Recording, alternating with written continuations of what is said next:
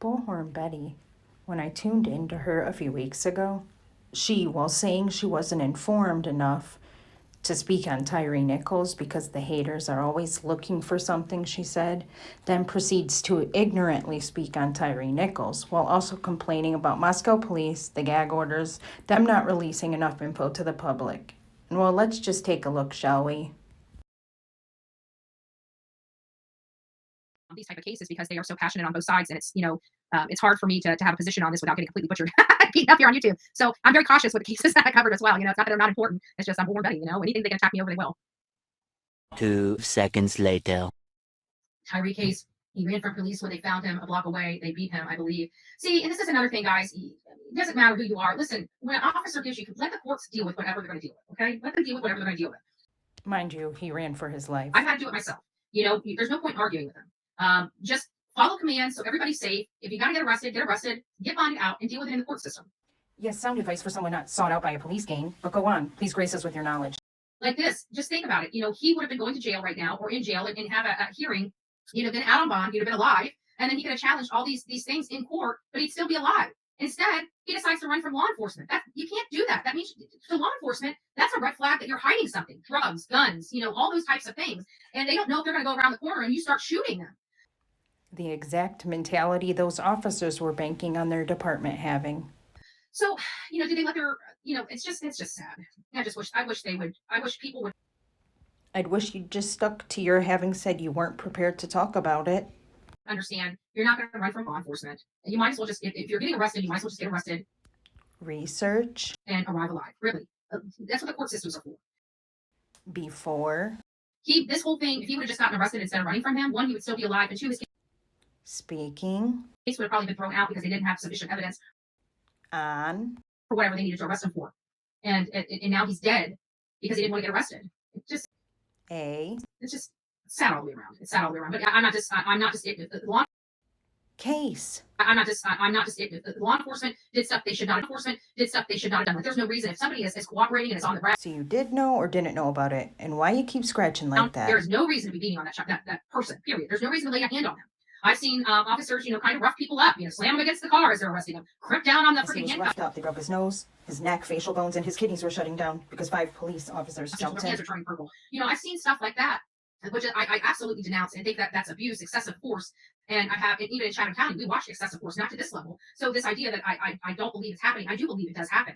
But I want to know why they chose to beat him. Like, I almost want to see, as horrific as this video probably is. I want to see the video or the body cam footage in its entirety. I want to hear what they're. To my knowledge, she never spoke on it again, but goes on to not talk about it for several minutes. So I'll move on to the next thing shortly. I promise. I want to know what's going on. If this man lost his life unarmed, there was no cause for this. I want to know that if there was a cause for this, but they went overboard, it's still excessive force. They still need to be held accountable. But I just want to know the truth. At the end of the day, the truth, the real.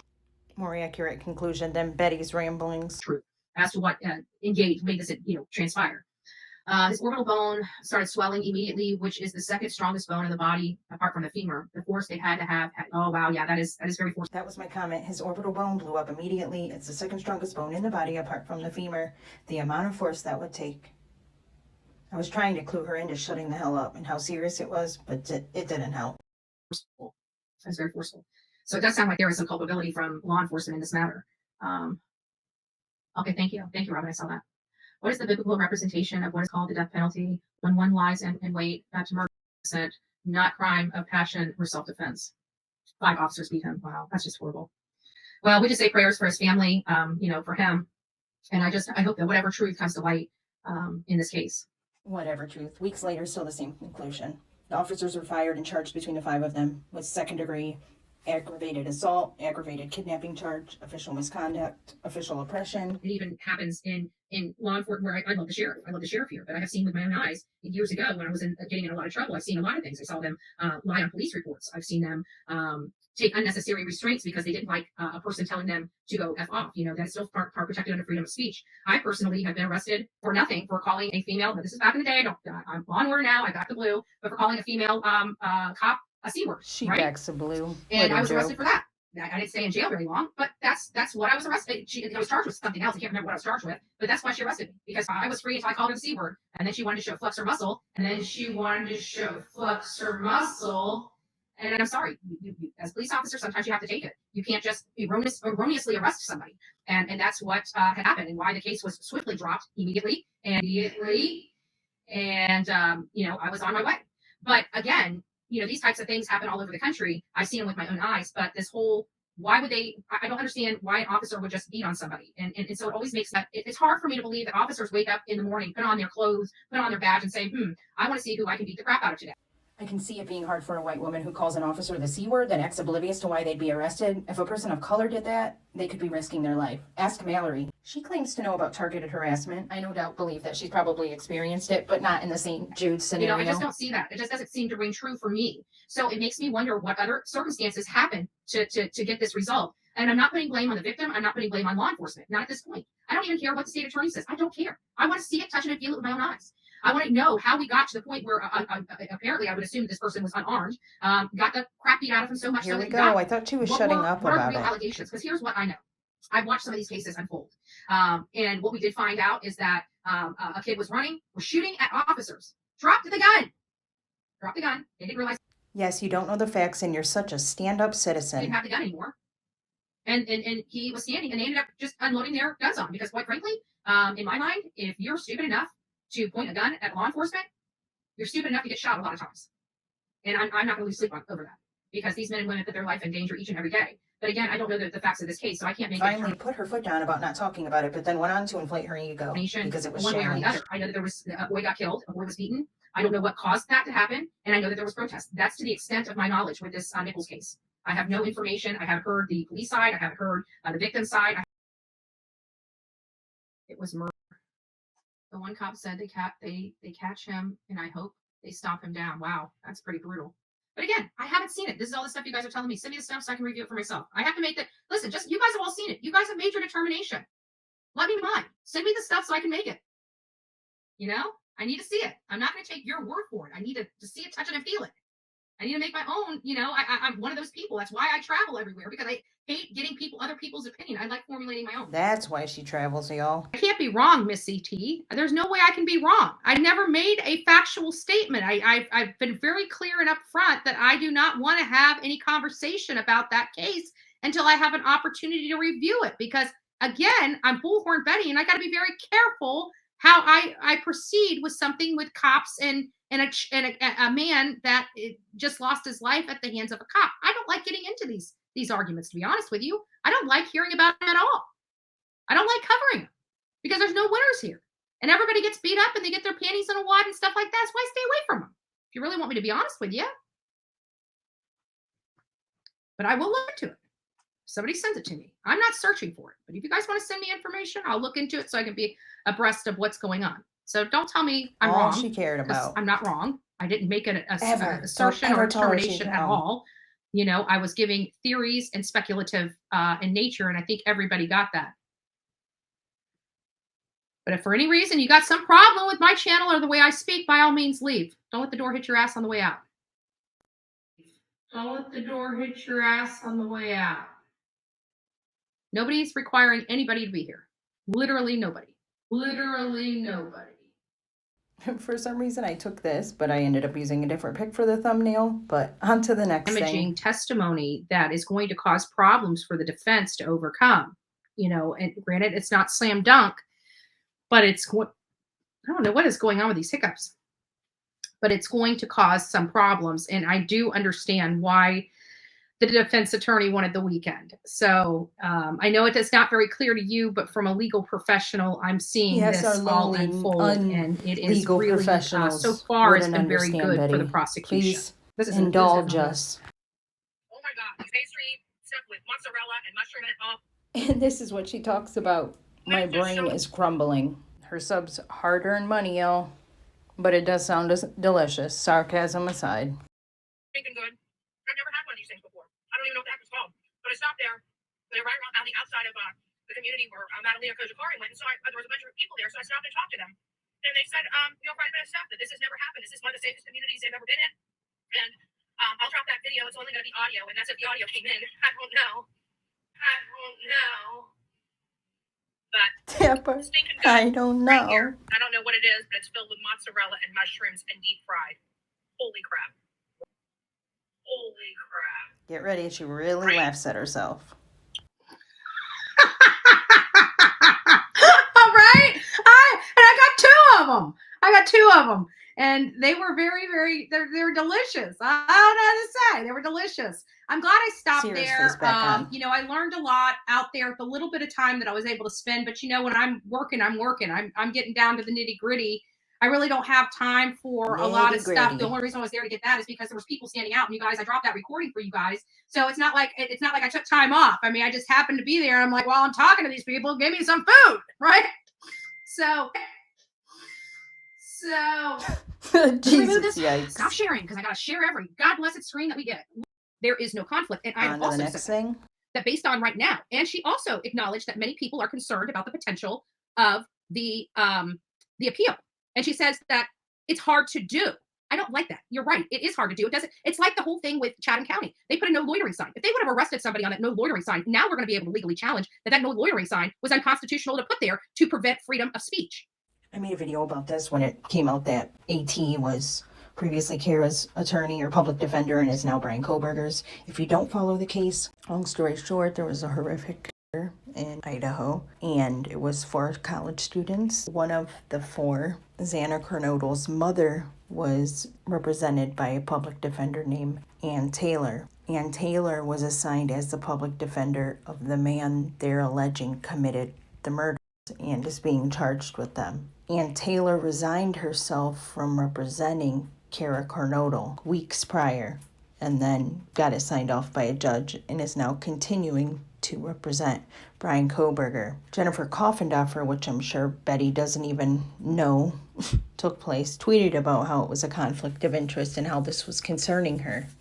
Andrea Burkhart, who I've followed since the Daub trial after seeing her on Colonel Kurt's channel, both amazing women, amazing channels. If you haven't checked them out, I suggest you do. They're not like Betty, had responded saying how it wasn't a conflict of interest. Well, apparently, and I tried commenting that in Betty's chat, what Andrea Burkhart's, I even copied and pasted her tweet exactly, but she ignored my comment. Somebody ended up sending her videos to Betty, not me or anything, but somebody, I have no idea who they super chatted her there on the screen, and she allegedly watched them. Based on how she talks after this and what she says, I don't think she watched them. I don't hear anything that she claims Andrea Burkhart would agree with her about in any of the video series that Andrea has since done about it not being a conflict of interest and thoroughly explaining why it's not. But let's take a listen. So she also acknowledges that it could happen, but it's very difficult, and the challenge and the arguments are going to be hard to argue. No, she didn't. That is, again, her legal opinion. So I want to make sure that I want you to tell you, first and foremost, I do agree with everything she said. But it does not preclude the conflict of interest. She even said in that statement, depending on more information, but based on what she has now, she's giving that opinion. And I have to agree 100%. Everything she said was 100%. And that was the Andrea Burkhart. She actually put that out 8 days ago. And yes, I did watch it because you sent it to me in the email. And I appreciate you being nice and respectful, because you yourself said I didn't want to have this discussion on your live. I appreciate that, because we could have went round and round. I did see what she said. Now that I have a good understanding of what she said, I agree 100% with her. I agree all the places that she went and looked. But again, it really does depend on the information that she did acquire and other information that we're not privy to right now. I would still like it to at least be acknowledged by the defense.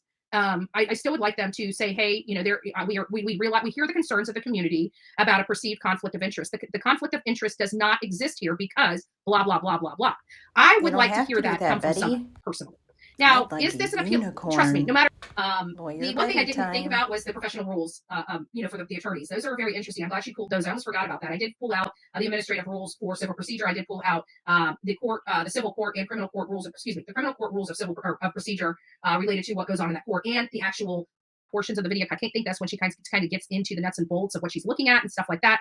The nuts and bolts, and when Betty stopped watching. But that was very interesting and a very good perspective. But again, a legal opinion nonetheless, a valid legal opinion, and let's see how Andrea Burkhart presents Ann herself. Taylor withdrew from representing Kara Kernodle on January the 5th.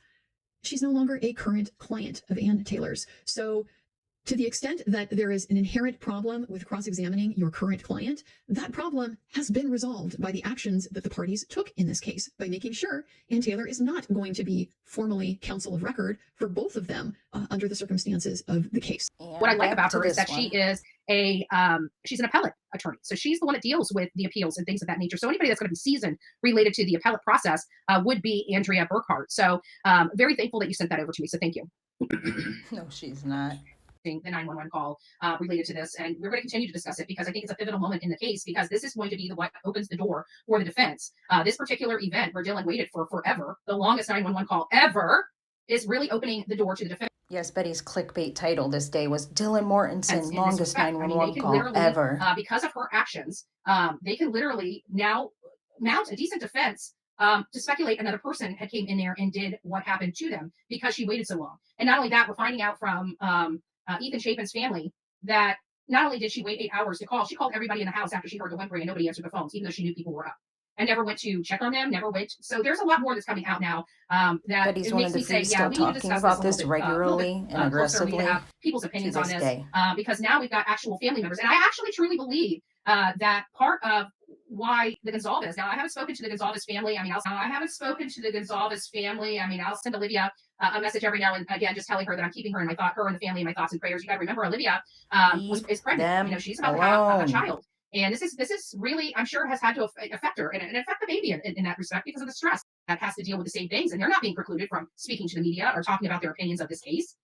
They probably may have some very valid points that many of us out here would like to. Translation, Betty's mad law enforcement haven't released anything for content, or the families or parties have a gag order. She's going to act like it's about the families, though.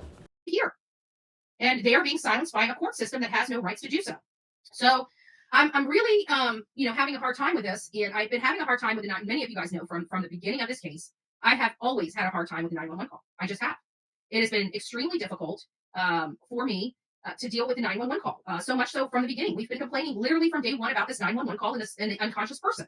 I finally found something that explains a little bit about the unconscious person, but we don't know if it applies in this case. Yeah, she read something off Reddit or somewhere. An experienced EMT wrote allegedly saying how, like, sometimes when you call 911, the person nor the dispatcher have the authority to say whether the person is alive or dead, so they'll often just describe them as unconscious. You think that would be enough for Betty, but nope. I know they are. They are so jealous. They can't be me. Nobody can be me. Like, so many people try. You can't, because there's only one Andrew Griffin in this world, and it's me. Thank God, only one. Am I right? It doesn't matter what tag name I've got, a Bullhorn Betty or Battery Betty or Strangler Betty. It doesn't matter. At the end of the day, I work circles around these cows, and we're going to call them cows because they are so removed from their self-awareness that they themselves have been becoming the pun of their own commentary. Right? Those cows, the only people that are laughing are you. Right. We're laughing at you. I have far exceeded any of their expectations. They thought all of this would just make me melt and run away. You have nothing. Literally nothing on you. You never have. You never will. And you can talk about the shit that happened 20 years ago. But be factual. That's all I'm asking. Be factual. Don't care. And it must really burn your ass. Next thing, that's definitely a problem for me. I'm not sure, but again, I still don't know if it poses or meets the criteria of conflict. This was prior to what we just watched, and she suggests she's going to organize a protest or something against Ann interest Taylor, of having or the like. Several parents being represented at one time for drug charges, and you're representing the murder. She wasn't even sure that was factual at that point. I don't know if it is even now. Their child. I don't know. I got a problem with that. I got a big problem with that. So I don't know what we're going to do. But we may want to consider doing something. I'm not sure what. But I am about injustice, and this just seems to me to be adding insult to injury. Like, how do you trust the public defender's office when they left you high and dry to go represent the murderer of your child? Respectfully, Kara Kernodle has a long history of substance abuse-related charges. Having Ann Taylor a death penalty lawyer while also missing court dates is not going to make or break what happens with her cases. She's more appropriately assigned to representing Brian Koberger, given the caliber of the case and charges. I don't understand how I could mentally process that. That seems to be really, really hard. Good morning.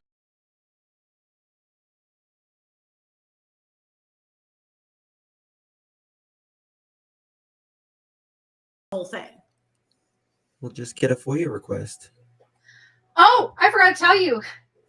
With the whole Koberger thing, I actually pleaded with the FBI for FOIA requests. I have to admit I was denied not once, not twice, but three times on one request. I got 3 different letters. Oh, really? I did. What were they like? I don't know. Let me go grab them.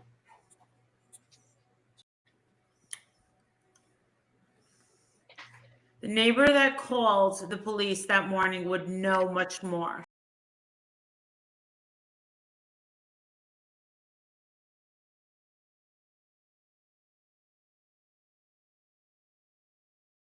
I forget that I'm a YouTuber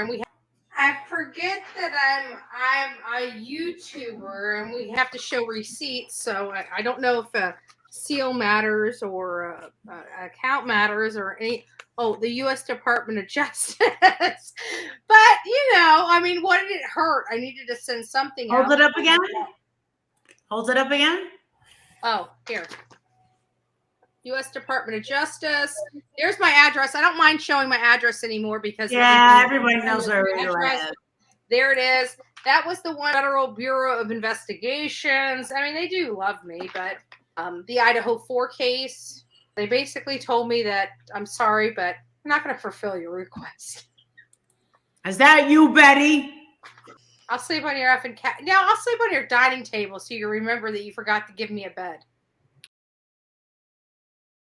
Okay. Well, there's 3 other houses you can go to. 2 other houses. Whatever. It says whatever. So we're talking about, what case are we talking about now? Because I kind of came in the middle of it. The girl with the parents. Isn't that insane, though? Again, doing no research, or I believe she did research Tyre Nichols, but knew her opinion would be problematic, so she pretended she didn't. But this case was allegedly a pact between Morgan Daub and her parents, who were found dead at their home. Let's see what Bullhorn Betty pulled from the case. But there's more to the story, and I'm sorry, but I kept feeling my neck as she was talking, and I don't remember seeing that little bobber that went up and down on the neck. And I just think there's more to the story than this. I think there's a lot of psychological abuse with his family. I really do. Like this kid was probably too young. Maybe not. Because I don't know. Actually, let me ask you, Justin. When did you know you were the way you were? I mean, there's nothing wrong with it. From the moment I was born, honestly. I just knew. But that's not everybody either. There goes Betty's theory then that some Morgan people had don't an know operation until, and transitioned, then regretted like it. 50. You know what I mean?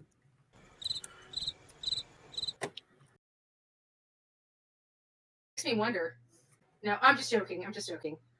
Was she a lesbian?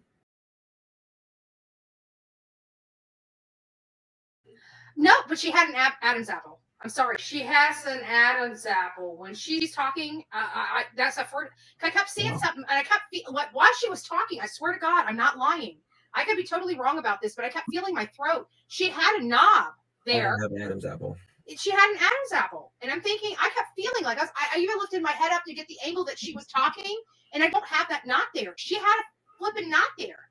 And I'm thinking, is this one? Because I just dealt with the whole Disney World thing, and the lady that's running it has, a pansexual, a transsexual, a whatever. And I keep thinking, there's a lot of parents that f up their kids. Okay, my parents, I shouldn't say my parents, but my upbringing effed me up quite a bit. I noticed that nodule in her throat, and I kept lifting my head like she was, and I kept trying to look for that nodule because she's got a high neck. And I'm sorry, there's something more there. There's something a lot more there. Did she make a horrible decision that her parents approved of because it was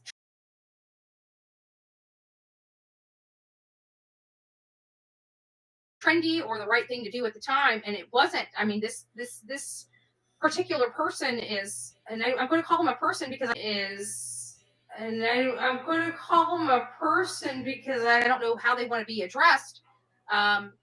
Didn't seem to.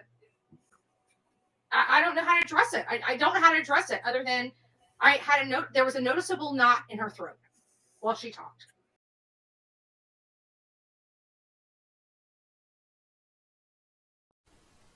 Whatever. I don't even know why I'm on here. Except I'm done with being persecuted. Except I'm done. Days on I'm end. done with being And not exposing it, being persecuted. even if this doesn't fix it, Days on fix end. some of it. It's And okay. not At least I got to let exposing out it. a little bit of what I've been holding in. Even if this doesn't And I fix might never even post fix this. some of it. It's okay. At least I got to let out a little bit. Behold, of the what days I've are been coming. holding in. And I might never even post this. God has a day against all that is proud and lofty. Hello, everyone. Hello. I thought I should use this accent, really. Hello, everyone. Morgan Elizabeth Daub here, York, Pennsylvania, United States of America. I hope this travels the world. I really do. I hate the privacy being stolen, but I hope this rocks the world today. This video, please do send it out. Please do. Finally God showed me the reason why. Game over, devil. 7 times 70, please. Harder. Please. I, Morgan Elizabeth Daub, York, Pennsylvania, United States of America, do hereby abdicate the throne of the United Kingdom, along with all the rights, privileges, etc., appertaining thereunto. Today is November 26, 2022. For all intents and purposes, I have formally abdicated. I refuse to be queen. I will not be crowned. No one will force me to be crowned. I'm returning power to the people of the United Kingdom. It's my suggestion. Obviously, I cannot command it, but it is my suggestion that they immediately pursue establishing a republic for their great country. So then I checked in to see what her true crime coverage has been. About She's their still having discontent tantrums with all about the them not attention on providing social content. media. That's At a just very how I'm going to put it from now on. high-profile, But now she's not only publicity, attacking Ann Taylor, such as but this she's one, attacking the it's judges very too. difficult to find anyone anywhere in Ohio that hasn't heard something about this case. And that is not our problem. That is their problem. I want to make that very clear. I don't mince my words when I'm on here.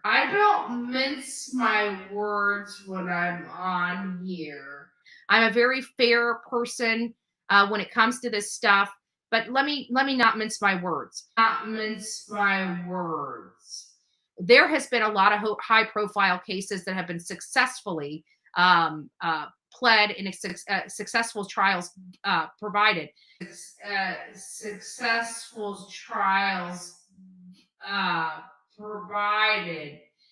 And I'm sorry, we have always had to work around freedom of the press since the formation of our government. This is no different than any other high-profile case. Just like any other high-profile case, you're going to have a mess of media attention. And as far as the students on the campus, I don't care about their feelings. I don't care about their feelings. Sorry. This is part of life. Not everything is fair. You guys had a major murder happen in your community that has garnered worldwide attention. Too bad that the media is there. I'm sorry. I'm a constitutionalist, and freedom of the press is paramount, and freedom of our speech is paramount to our foundation here in the United States of America. And those will not go away, despite how uncomfortable it may be being an attorney, a prosecutor, or a judge. You still have to work in the confines of our Constitution and within our laws. And skirting the laws for your own personal benefit is not how we do a it government here in this country. official. Skirting Impressive. the laws for your own personal benefit is not how we do it here in this country. All because she hasn't So, gotten any cry me a information. river, build me a Look bridge. at this. Not Such my a rational problem. response. Not my problem. My problem is unconstitutional gag orders and telling us we can't even see the probable cause affidavit because the courts lied and said it would create a public threat. The public threat was him being on the issue. streets, you moron. That was a lie. Okay. So it brings me back to whether this judge even should be overseeing this case to begin with, because I feel like it's outside of her wheelhouse. If she's already making these detrimental Thinking orders or your brain is outside of your wheelhouse. Which a lot of communities are starting to use these gag orders as social media start getting in, because at the end of the day, the reason why we do not like mainstream media is because they are controlled.